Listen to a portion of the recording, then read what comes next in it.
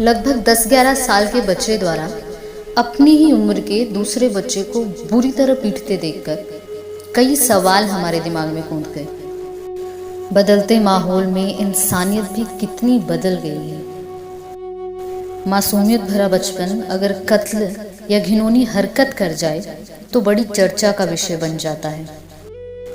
अचानक से लोग बच्चों के भविष्य को लेकर गंभीर हो उठते हैं, पर कुछ ही दिन में भूल भी जाते हैं। तो फिर बाल मजदूरी, अनपढ़ता, उनके बीच बढ़ती नशे की लत, उनके साथ होते दुर्व्यवहार या अन्य समस्याओं की ओर ध्यान जाए भी तो कैसे।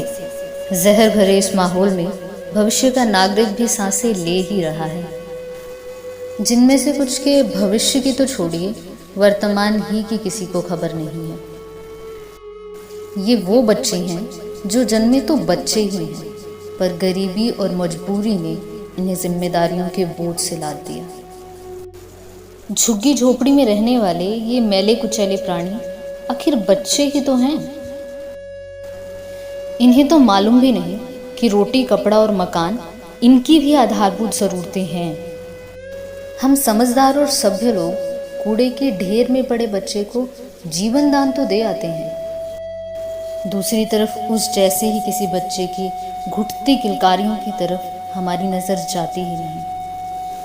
आज भी देश का भविष्य जगह जगह भीख मांगते और बाल मजदूरी करते नजर आता है, पर हम देश प्रेमी इनके लिए चर्चा और बहस तो जीत सकते हैं, पर इन्हें शिक्षा दिलाना तो दूर, भरपेट रोटी खिलाने की भी हिम्मत नहीं जुटा पाते। और अगर गलती से मदद कर भी दें तो इसमें भी अपना ही नाम होते देखना चाहते हैं।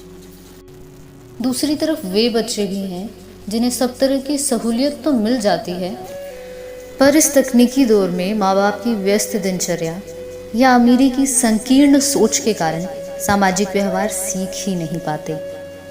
वो व्यवहार जिसमें आपसी प्रेम, मेल मिलाप और भाईचारा के गुण भी शामिल हैं। ऊंच नीच या बड़े छोटे की सोच बच्चों के बचपन का हिस्सा बन रही है और बचपन में ही जहर घुल गया है। आजकल जो आक्रोश मासूम बच्चों के मनों में पनपने लगा है, इसका जिम्मेदार ये समाज ही है। बच्चे अक्सर वही सीखते हैं जो देखते हैं।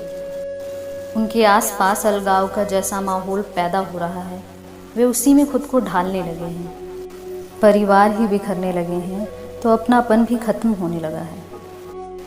बच्चे खुद तक ही सिमट कर रह गए हैं, इसलिए तरस खाइए खुद पर, वरना बेहतर भविष्य का तो मालूम नहीं, हम अपने आसपास एक दर्दनाक वर्तमान ज़रूर पैदा कर लेंगे। सही शुरुआत कीजिए, चर्चा नहीं, कदम बढ़ाइए, मदद कीजिए, इन बच्चों को भी बचपन दीजिए।